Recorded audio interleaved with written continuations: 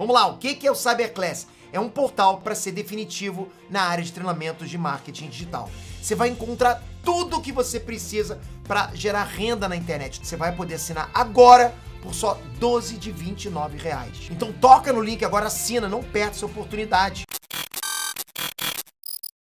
Então vamos falar aí do momento de glória seu no Botafogo. E o Renan teve aqui com a gente, né? Um cara muito legal, né? O Renan, ele falou várias coisas. Desse dia ele tinha contado essa dos pênaltis, né? Sim. E ele falou que você nunca tinha treinado, cara, a cavadinha. Vou começar por aí. É verdade ou você já tinha treinado, já tinha feito antes? Como é que é essa parada? O cavadinha, acho que poucas vezes. Porque tem uma coisa, os goleiros ficam putos também quando você bate cavadinha. E o Jefferson mais ainda. Só que depois que eu fiz pênalti de cavadinha, aí eles não reclamavam. Porque eu falei, pô, o cara bate assim. Ele bateu na final, então agora não dá pra reclamar. Normalmente quem bate assim, bate no treino, depois no jogo não. Então aí você, tá de sacanagem, faz aqui porque não tem torcida, não tem... Na hora do jogo você não bate assim. Então aí mudaram. Mas isso aí era... Você fazia treinamento de pênalti, mas a cavadinha você só experimentava 1 ou 2 vezes para ver a forma da batida, a força que ela tinha que ter. Tinha que ter. Mas depois, normalmente, treinava outra forma, porque não era minha forma ideal de batida. Só eu lembro que você batia sempre, né? Chapava aberto ou cruzado. Ou cruzado, Mas eu sabia que essa forma de bater de cavadinha tinha que ser para momentos especiais, onde o goleiro também tá jogando com esse, né? Achando que sabe o que ficar nervoso, É. que ele também tá empolgado porque sabe que tem que pegar o pênalti, porque senão o time dele pode perder. Então sabe Já que... tinha feito outra vez? Sim, porque na verdade na carreira foram 23 pênaltis de cavadinha. 23 pênaltis de cavadinha. E eu fiz 21. Aí eu errei um no México e outro foi naquele clássico com o Fluminense que aos 2 minutos deu de novo pênalti. Foi o Cavalieri, né? Cavei de novo e fez gol. Mas depois você fez, depois. Na segunda. Então, eu acreditava muito também de escolher o momento certo.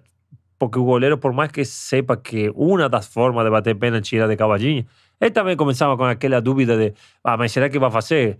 Não vai segurar ele, abrir o pé? Normalmente a estatística falava que o 65% era... Quando eu queria um pênalti com confiança, era abrir o pé para jogar o canto direito do goleiro. Então, todo esse tipo de coisa também a gente pensava. Porque sabe que essa informação, com a tecnologia de hoje, eles têm.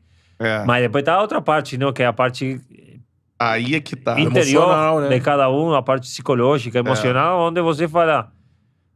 Por exemplo, naquele jogo, o cara vinha grandão, né? Lembra que o Bruno pegava todas. Estava sendo analisado para a seleção.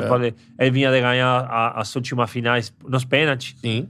Falei, ele tá grandão, ele vai se jogar, ele vai querer pegar o pênalti para mostrar que continua sendo o cara. Então, se ele é cavadinha... Mas quando você já pensava isso assim, cara, se tiver um pênalti no jogo, eu vou meter uma cavadinha. Na hora que deu o pênalti assim, você falou... Rapaz, como é que eu vou bater isso aí? Porque, assim, tinha uma responsabilidade gigante, né? Mas quando eu vi que era 1-1 e era para passar para frente... Para ser o 2-1 ali. Para ser 2-1 naquele palco, eu falei, acho que o cavar no pênalti vai ser a melhor forma de enganar ele, né? Porque ele não vai ficar parado, ele se vai jogar. Ainda que ele tinha aquela forma de não pular, senão ele ia caminhando, passo curto para ganhar metro, para depois se jogar. Aí você vê no pênalti que ele vai caminhando e depois se joga e aí olha para cima com a bola. Só que acho que a batida calibrei um pouquinho alto. A bola ela dá uma raspada no travessão. Quase tipo a do Zidane na Copa de 2006 contra a Itália. Ela a minha foi mais devagar ainda. Sim. E então, quando eu vejo que a bola vai suave, mas começa a subir, pô, não acredito que vai quicar na trave, vai sair, aí não tem como, não tinha rebote, porque não podia pegar. Só que quando eu vejo que a rosca, né, pega e entra, aí eu dei um pulinho, aí os culhões desceram, aí meteu aqui, né? E aí foi só pra comemoração. Você foi, o louco falou isso aqui na hora dele olhou? Deixa eu falar aqui, um amigo nosso, Luiz Alexandre. conheceram lá na Tupi, motorista. Ele mandou pro Botafoguense doente.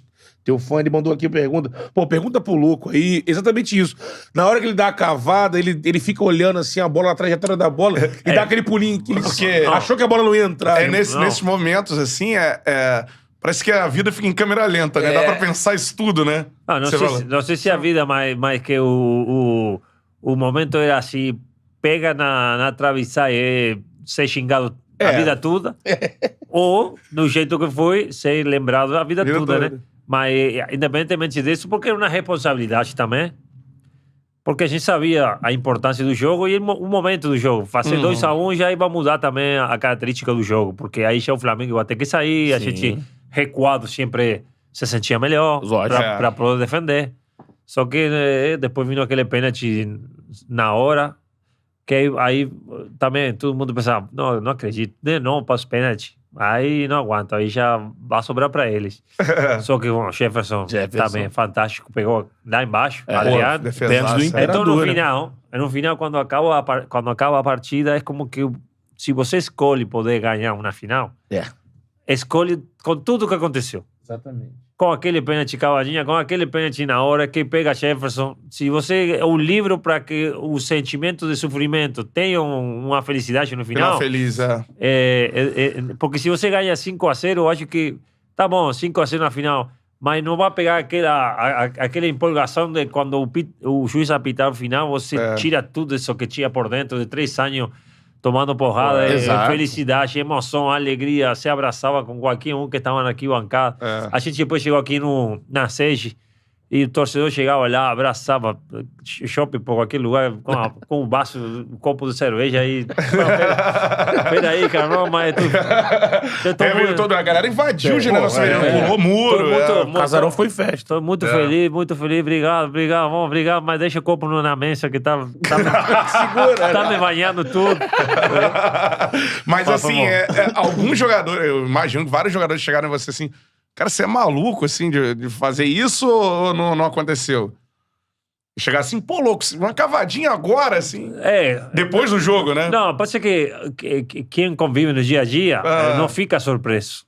Só que muitas vezes se duvida. Será que vai fazer, né? Será que vai dar? Mas que eu faça, ninguém ficou surpreso. Né? E mesmo o Joel sabia que podia acontecer, só que também, com tudo que a gente tinha falado da importância do jogo, de mudar a história, de entrar na história, normalmente você faz simples. Sim. E trata de assegurar. Sim. Mas para mim, naquele momento, a parte psicológica joga muito. E você tem que fazer algo ilógico. Pô, lógico qual é? Pô, como o goleiro foi. Vai lá no canto direito. Mas você trabalha essa parte também mental.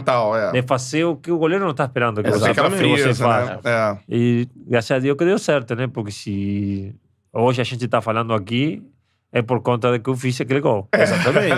Porque se eu não fazia aquele gol e a gente perdia, com certeza que não ia estar aqui.